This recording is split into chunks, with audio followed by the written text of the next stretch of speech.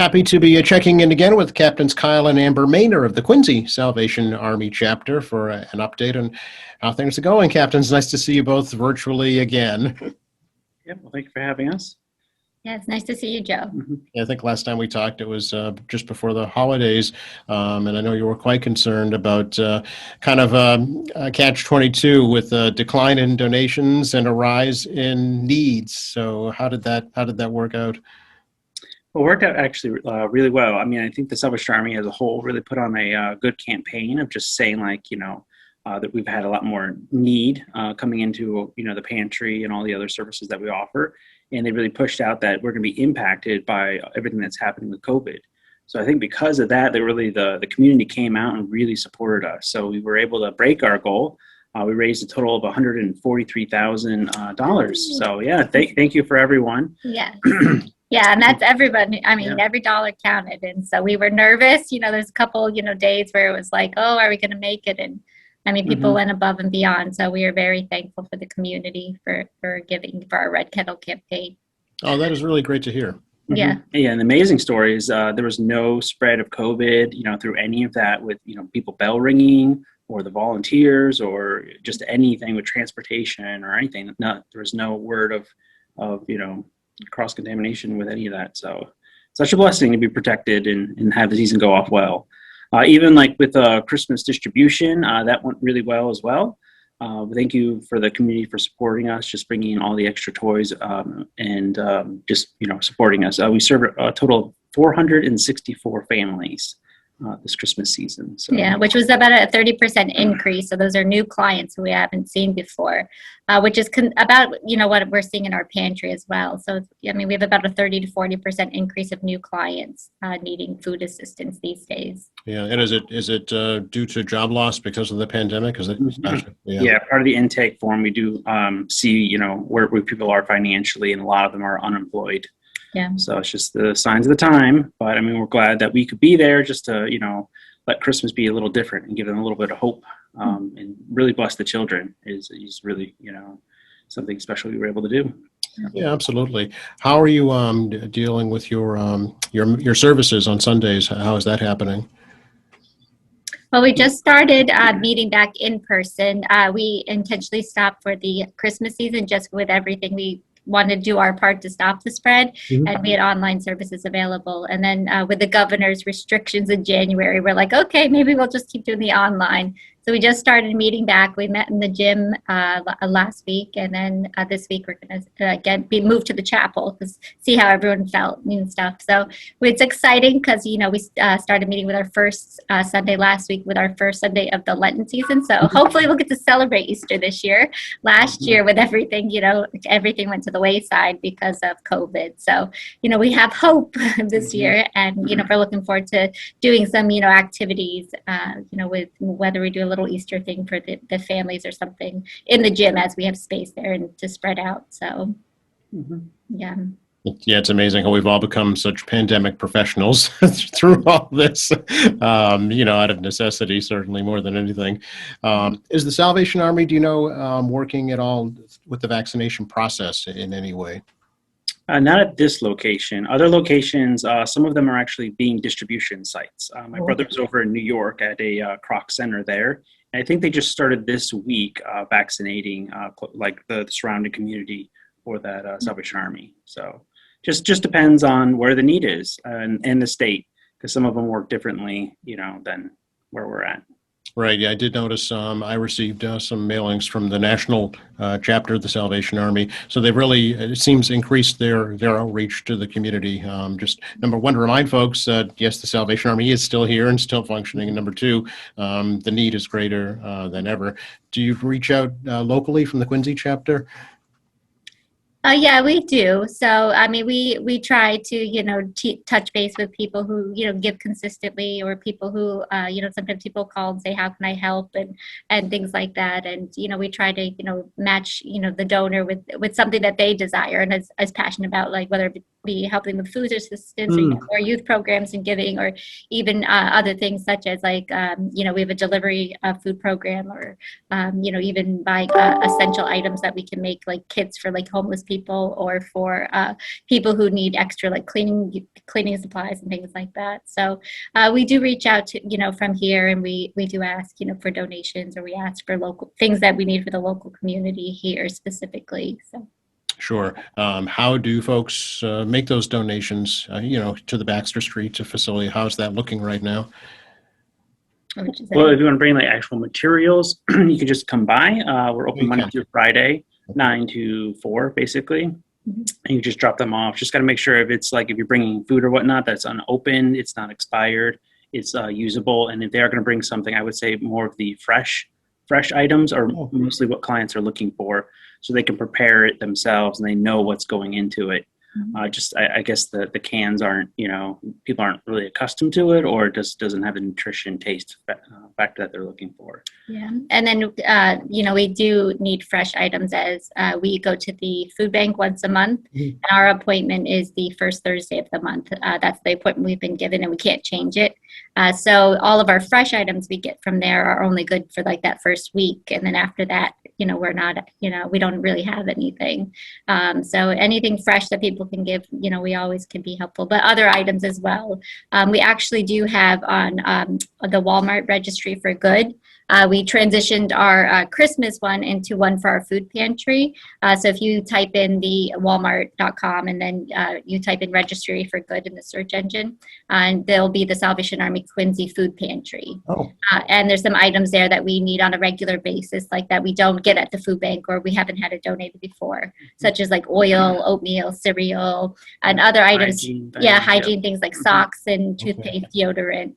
So it's just at walmart.com, the Registry for Good, and then you'll see the Quincy Food Pantry. Oh, good to know. Okay. Do you also participate in the Smile program through Amazon? Yes, but that's more coordinated with like the bigger Salvation Army, not so much the local. Okay. Yeah, so the national level, like they're the ones who kind of makes the partnership, and they'll do that. So. And do you try and accommodate? I mean, there are many different cultures and ethnicities within your service area. So do you try and tailor to that as much as possible? Yes. Yeah. So we try to get things that, our clients like, or that they ask for a lot. And like I said, the fresh thing is a big thing. And, we do our part to try to get it and to get as much as we can at the food bank. But again, like I said, it's only good for like the first week or so. So, anything that people could bring that's fresh, would be greatly appreciated. Okay. Yeah. And you're actually open to other staff at the building that folks can talk with? Yeah, so we have our social worker here, and then we do have a couple volunteers that help in our food pantry each day as well. So we're getting some volunteers back slowly. Things are starting to get back. But I think as the vaccine rolls out too, and people are feel a little bit more confident to come out, and or a little bit tired of being stuck indoors, right? You get that spring itch. It's like, let's go, let's get out, let's be done with this. So I know. I think a lot of folks are ready to have it move on for sure. I know there was a big push to give out winter coats around the holidays. How did that go? Well, we still have some. We still have quite a few left.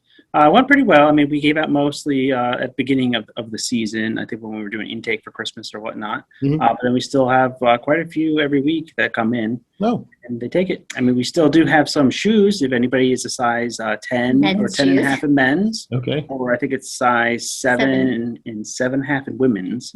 We still have some sneakers available. But if anybody needs coats, we still have them here. So you just come in and we'll let you take whatever you want. Yeah, so we have them just on separated by hangers and then by sizes. And then so whenever anyone comes in, they'll just have to use hand sanitizer. We'll check their temperature, and then they'll go through the coats for food there. So no one will be touching, without being sanitized and such so. Okay, good to know. What other than fresh food or anything else that you need?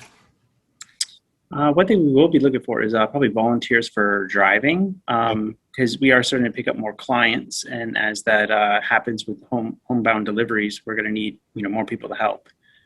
So it just fluctuates when we have some volunteers to be able to help, but now that some people are getting called back to work because things are opening up, we start losing some volunteers. So if anybody's able to help Tuesdays and Thursdays in the evening from like 1 to 4. that would be great. So it's just like bringing the food to, individuals' houses or their apartment buildings and dropping it off for them. Mhm. Okay. Yeah, just with that, and I mean, anyone who wants to volunteer, we always have stuff to do. Yeah. So anyone who wants to get out of the house, or we even have some outdoor landscaping as it starts to get a little bit warmer, helping us, just pick some weeds or spray the weed killer and, put mulch out. So if somebody wants to do something and not be enclosed in a building as well, to get out in the fresh air, we have some projects like that too. And again, for our pantry, just the walmart.com, the registry for good has a lot of items of people, and they're not too expensive. You can pick and choose whatever you want, for the budget wise, or drop off fresh things. And I mean, we always use other things as well. If anyone has like canned soups or, things like that, pasta sauce, pasta rice, tea, things like that, we use a lot of. Okay. Yeah. The staples, basically. Your Yeah. staples. Yeah. Yeah. Yeah. I had a chance to chat with Reed Lamberty from Eversource. We talked about the Good Neighbor Energy Fund and the fact that it's the Salvation Army that administers that. How is that going? I mean, it's picking up, but I mean that's picking up just as much as rent. Rent, So yeah. it's just all kind of coming in, funneling in. But we are seeing an increase in that as the awareness that program is going on. Yeah. But we're also seeing like people who used to have like National Grid, they moved to a different place where they didn't need it. Now they're going to, because of COVID, they have to move to a different place. So now they need help, getting their gas put back on, or electricity or whatnot. So there's all different kinds of needs right now, unfortunately. But I'm glad we're here that we can help. Yeah. And we do help. So with the Good Energy Neighbor Fund, and we do help with oil assistance Yep. and rental assistance, and is it the food pantry? So there's a lot of services that we have. And if we can't help, we do try to reach out to let the clients know what other agencies offer as well, so that we can network and partner, to better help them. Yeah. Speaking of energy needs, I'm wondering, have you heard from your chapters down in Texas that have had to deal with that horrible situation down there? We have not really heard Yeah, of. we haven't heard, but I'm sure the Salvation Army's there with their canteens, feeding and serving things like that. I mean, that's usually what we're good. When there's some emergency, the Salvation Army rolls out and, they're just there to help, So, yeah, I'm sure we'll hear some updates soon, but I'm 100% sure they're there helping. Oh, no doubt. Yeah. Looking forward, let's talk about, upcoming events and springtime and things that you're preparing for in 2021. I know, it's like 2020 flashed by. Yeah. Well, we're glad it's over. Yeah, I mean, just looking forward, we're really just trying to make sure that we keep up with the demand that's happening right now. Just, I mean, it'd be nice to see some of that decrease as people get back to some kind of normalcy. But I mean, as far as programs and stuff like that, I mean, we can't really start some of them at this time because, like, for kids programs, we were up to about 50 kids, and it's kind of hard to bring that back together when right now Quincy's only doing K-3, in person. So just kind of waiting for guidelines and safety regulations to see what we should do. Yeah, but we're anticipating hopefully starting, the youth program soon. Just with Quincy going back to school, kind of, we're able to rationalize a little bit more with our headquarters because we have to get approval on our program because of just risk management and to make sure that we have proper protocols in place, for COVID. So they don't really want us to rush to do programs just because we'll have to change a lot. It'll have to be much more smaller, but and just adapt some of the programs that we've done. So hopefully we'll do that. And, I think that the Salvation Army is pushing to do our summer camp in some form or another. We don't know how yet, whether it'll be a traditional overnight or whether it'll be day camp. But, the camp that we have in Sharon, the Salvation Army is looking to do. So, if they're open, we'll send kids there from our local community. Sure. I think that kind of sums it up is lots of questions, lots of hope, but right now, a lot of answers. Yeah, Yep. I know. That's how things are right now. Yeah. We just have to be fluid. We have to be moving how things are and just keep watching, the environment around us, if it's safe to do it or not, and just go with it. Sure. Anything else you'd like to share right now? No, just really to say our heartfelt thank you, really, for everything for our Christmas campaign. As like, it was a challenging time and people were nervous because of all of the holiday visits, with Thanksgiving, Christmas, we're kind of smacked in the middle of that, but people were very generous above and beyond. And like I said, some days it didn't look like we were going to make the goal, and then to exceed it, to make over 143,000 was amazing. So we just say thank you, and thank you everyone who gave and donated, like I said, the money as well as toys and gifts, because that's why we do it, is really so that we can help as many people as we can. And it's not us. I said it's not the Salvation Army. We're just the people who open the doors and say, here, what do you want to do, or thank you, and we'll give this out. And so it's just, we're the ones who just kind of set it out there, but it's the community who comes together to make the difference. Well, I know out of necessity, a lot of it was done virtually, the virtual kettle drive. Do you think that's something that will continue in post-pandemic? Probably. Yeah, probably. I think, people have learned to adapt to be online and be virtual, much more than what they were. And so I think a lot of it will stick. So. Yeah, I think you're right. I think our lives have forever changed, for sure.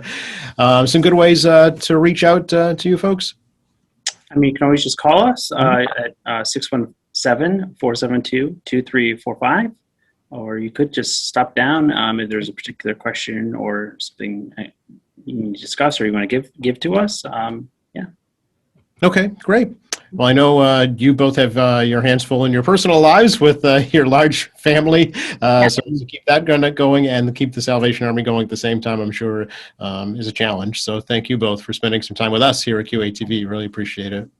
Thank you, Joe. Yeah, thank you.